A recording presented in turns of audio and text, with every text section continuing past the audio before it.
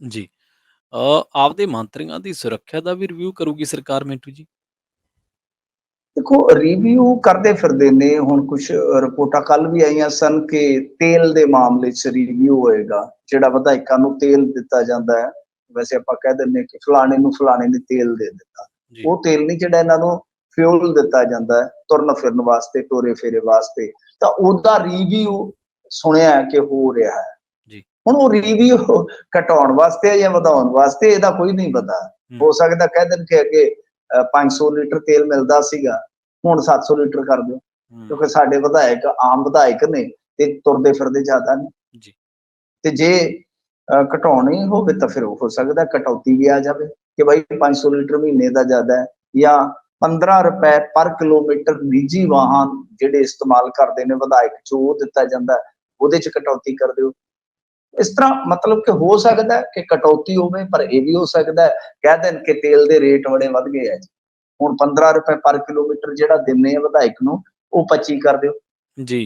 ਕੀ ਜ਼ੋਰ ਗਰੀਬਾਂ ਦਾ। ਫਿਰ ਇੱਥੇ ਦੂਜੇ ਲੋਕ ਕੀ ਕਰ ਸਕਦੇ ਆ? ਸੋਸ਼ਲ ਮੀਡੀਆ ਹੈਗਾ, ਫੇਸਬੁੱਕ ਤੇ ਇੱਕ ਸਟੇਟਸ ਚਿਪੋ ਤੇ ਆਪਣੀ ਕੱਢ ਕੇ ਖਿੱਚਦੇ ਅੱਗੇ ਉਹ, ਬਸ ਆਹੀ ਕੁਛ ਆ। ਸੋ ਹੁਣ ਕੀ ਉੱਥੇ ਕਟੌਤੀ ਹੁੰਦੀ ਆ, ਕੀ ਉੱਥੇ ਵਧਾਵਾ ਹੁੰਦਾ, ਇਹ ਤੇ ਸਮੇਂ ਦੇ ਗਰਭ ਦੇ ਵਿੱਚ ਹੈ। ਪਰ ਸੁਰੱਖਿਆ ਦੇ ਮਾਮਲੇ 'ਚ ਦੇਖੋ, ਇਹਨਾਂ ਦੀ ਕਿਰਕਰੀ ਇਸ ਪੱਖ ਤੋਂ ਹੋਈ ਸੀਗੀ ਕਿ ਇਹਨਾਂ ਨੇ ਕੁਛ ਜਿਹੜੇ VIP ਸੀਗੇ, ਉਹਨਾਂ ਤੋਂ ਸਿਕਿਉਰਿਟੀ ਵਾਪਸ ਲਈ, ਕੁਛ ਤੋਂ ਵਹੀਕਲ ਵੀ ਵਾਪਸ ਲੈ ਲਏ, ਜਿੱਦਾਂ ਪਠਲ, ਫਿਰ ਇਸ ਤੋਂ ਇਲਾਵਾ ਸੁਨੀਲ ਜਾਖੜ, ਕੁਛ ਹੋਰ ਮਤਲਬ ਕਿ ਪਰਮਿੰਦਰ ਪਿੰਕੀ ਵਰਗੇ।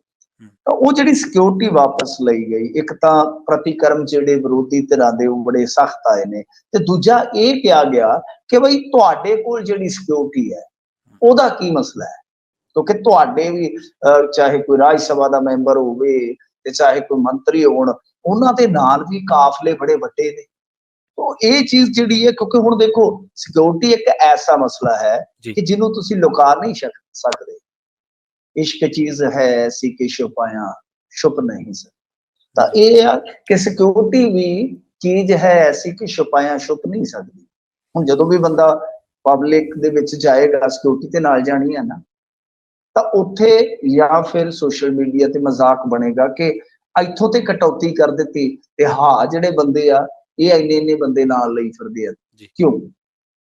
ਇਹਨਾਂ ਚੀਜ਼ਾਂ ਦੇ ਮੱਦੇਨਜ਼ਰ ਦੱਸਦੇ ਆ ਕਿ ਆਪਣੇ ਹੀ ਮੰਤਰੀਆਂ ਦੀ ਜਿਹੜੀ ਸਿਕਿਉਰਿਟੀ ਹੈ ਇਸ ਟਾਈਮ ਮੌਜੂਦਾ ਦੌਰ ਦੇ ਵਿੱਚ, ਤਾਂ ਉਹਦਾ ਇੱਕ ਰਿਵਿਊ ਹੋ ਸਕਦਾ, ਇੱਕ ਨਜ਼ਰਸਾਨੀ ਹੋ ਸਕਦੀ ਹੈ ਕਿ ਬਾਈ ਕਿੰਨੇ ਦਿੱਤੇ ਜਾ ਸਕਦੇ, ਕਿ ਵਾਜਬ ਜਾਂ ਜਾਇਜ਼ ਜਿਹੜੇ ਬਣਦੇ ਆ, ਕਿੰਨੇ ਗਨਮੈਨ ਬਣਦੇ ਨੇ, ਜਾਂ ਜਿਹੜੀਆਂ ਨਾਲ ਜਿਪਸੀਆਂ ਕਾਰਾਂ ਉਹ ਕਿੰਨੀਆਂ ਕੁ ਦਿੱਤੀਆਂ ਜਾ ਸਕਦੀਆਂ, ਕਿੰਨੀਆਂ ਕੁ ਹੋਣ। ਸੋ ਇਹ ਮਾਮਲਾ ਜਿਹੜਾ ਕੁਛ ਇਸ ਪੱਖ ਤੋਂ ਵਿਚਾਰਿਆ ਜਾ ਰਿਹਾ। ਤਾਂ ਦੇਖੋ ਗੱਲ ਇਹ ਆ ਕਿ ਦੋਏ ਚੀਜ਼ਾਂ ਚੱਲਦੀਆਂ ਨੇ ਸਿਕਿਉਰਿਟੀ ਦੇ ਮਸਲੇ ਦੇ ਵਿੱਚ, ਕਿ ਨਾ ਤਾਂ ਤੁਸੀਂ ਕਿਸੇ ਦੀ ਜ਼ਿੰਦਗੀ ਦੇ ਨਾਲ ਕੋਈ ਕੰਪਰੋਮਾਈਜ਼ ਕਰ ਸਕਦੇ ਹੋ, ਤੇ ਨਾ ਹੀ ਕਿਸੇ ਨੂੰ ਵਾਫਰ ਇੰਨੇ ਗਨਮੈਨ ਦੇ ਦਿਓ ਕਿ ਉਹ ਬੰਦਾ ਜਿਹੜਾ ਆ ਇੱਕ ਸਟੇਟਸ ਸਿੰਬਲ ਦੇ ਤੌਰ ਤੇ ਇਸਤੇਮਾਲ ਕਰ ਰਿਹਾ, ਜਦ ਕਿ ਉਹਨੂੰ ਕੋਈ ਥ੍ਰੈਟ ਨਹੀਂ ਉਹਦਾ ਸਰ ਸਕਦਾ ਹੈ।